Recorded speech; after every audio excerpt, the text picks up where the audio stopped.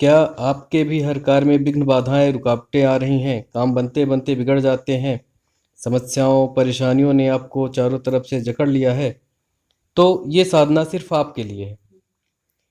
विघ्न विनाशक श्री गणेश की साधना करें। विघ्न का नाश करने वाले विघ्न विनाशक श्री गणेश की साधना और अपनी अभिष्ट इच्छाओं कामनाओं को पूरा करें। अगर नियम से इस साधना को किया जाए तो निश्चित रूप से आप अपनी बड़ी से बड़ी समस्याओं एवं विघ्नों का समाधान बहुत आसानी से कर सकते हैं। और इस साधना हेतु कोई बहुत परिश्रम की भी आवश्यकता नहीं है। एक सामान्य नियम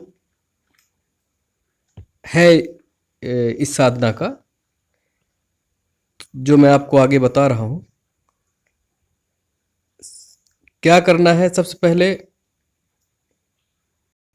भगवान गणेश के विग्रह के सामने कोई भी मूर्ति हो, तस्वीर हो या भगवान विघ्न विनाशक श्री गणेश का यंत्र हो, उसको आपको स्थापित करना है। भगवान गणेश का ध्यान करना है और ध्यान कुछ इस तरह से करना है। ओम गजाननं भूतगणादिसेवितं कपित्थजम्बूफलचारुभक्षणं उमाश्रुतं शोकविनाशकारकं नमामि विघ्नेश्वर पादपंकजम। इसके बाद आपको संकल्प लेना है कि मैं अपने इस अभिष्ट कामना की सिद्धि के लिए, अमुक अमुक विघ्नों के नाश के लिए, हे विघ्नेश्वर, हे विघ्न विनाशक श्री गणेश, मैं आपके मंत्र का जप कर रहा हूँ, मेरे अभिष्टों को पूर्ण करें। इसके बाद भगवान का पंचोपचार पूजन करें।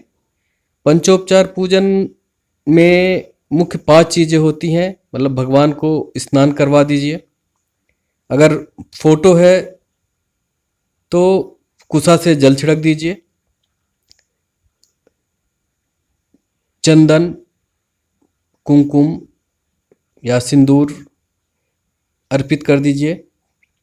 पुष्प चढ़ाइए, धूप दीप दिखाइए और नैवेद्य चढ़ाइए। ये 5 चीज़ें पंचोपचार है। नैवेद्य में भगवान को बेसन के लड्डू, मतलब मोदक, अति प्रिय हैं। अगर मोदक ना उपलब्ध हो तो गुड़ का भोग लगाया जा सकता है। उनके सामने गुड़ का भोग लगाएं। एक दीपक, शुद्ध देसी घी का दीपक जब तक मंत्र जप हो जलना चाहिए। धूप दीप निरंतर जलना चाहिए। इसके बाद भगवान गणेश को दूर्वा अति प्रिय है, तो भगवान गणेश को दूर्वा अर्पित करें। 21 दूर्वा अर्पित करनी चाहिए, कम से कम 21 दूर्वा अर्पित करनी चाहिए। और दूर्वा अर्पित करते समय निम्न मंत्र का जप करना चाहिए। प्रत्येक दूर्वा चढ़ाते समय ये मंत्र बोलना चाहिए और इसके बाद दूर्वा गणेश जी के विग्रह के सामने अर्पित करना चाहिए। मंत्र है ओम सर्व विघ्न हरस्तस्मै श्री गणाधिपतये नमः।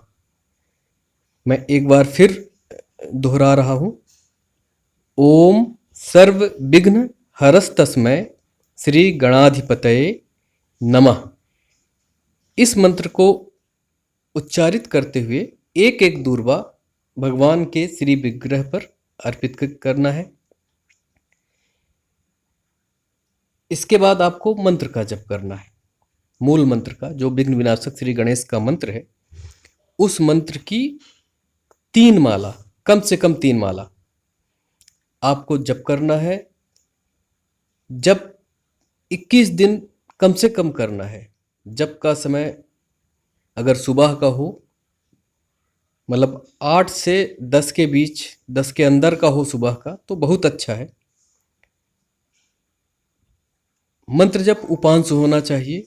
उपांश का अर्थ है बुदबुदा कर, मंत्र जब 3 प्रकार से किया जाता है, वाचिक, मानसिक और उपांश।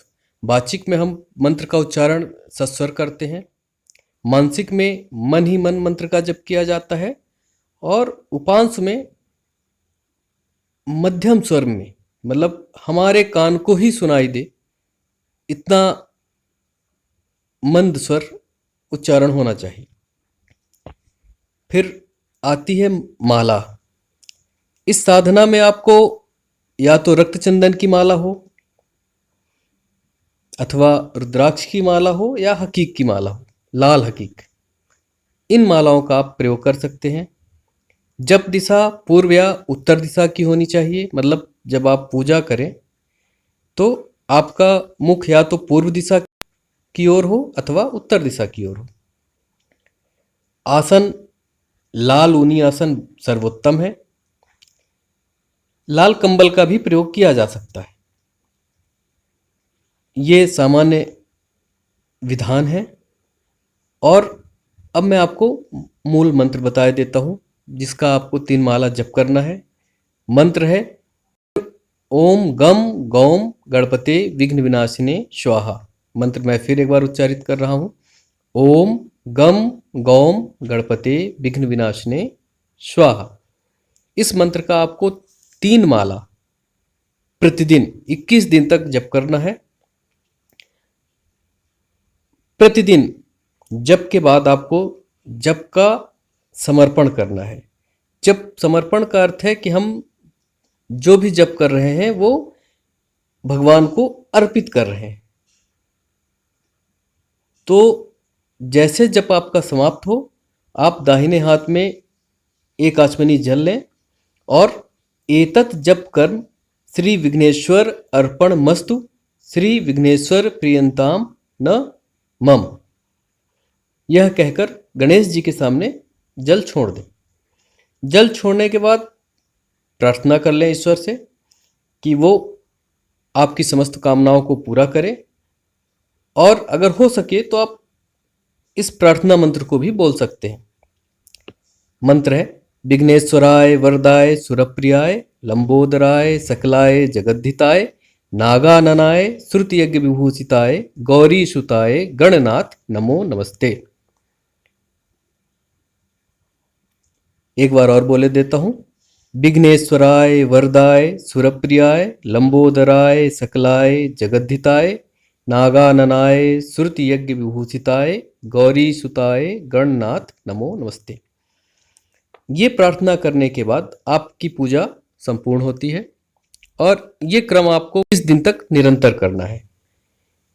प्रतिदिन पूजा के बाद आसन छोड़ने से पहले आसन के नीचे 3 आचमनी जल ओम सक्राय नमः सक्राय नमः सक्राय नमः बोलकर डालना है, और उस जल को हाथ से दाहिने हाथ से पोंछकर उसका प्रोक्षण कर अपने माथे पर स्पर्श करना है। ऐसी मान्यता है कि हम जो भी कर्म करते हैं उसका भाग अगर आसन के नीचे जल नहीं डालते हैं तो भगवान इंद्र उसका पुण्य लाभ ले लेते हैं। इस हेतु जब भी आप आसन से उठें उसके पहले आसन के नीचे सक्राय बोलकर प्रोक्षण करके माथे का स्पर्श कर लें। यद्यपि जो साधक हैं या जो भी साधना के क्षेत्र में हैं उनको सब ये बारीकियां पता होती हैं, पर अगर कोई नए व्यक्ति भी करना चाहें तो इसलिए मैंने इसको सार संक्षेप में थोड़ा थोड़ा बता दिया है। धन्यवाद।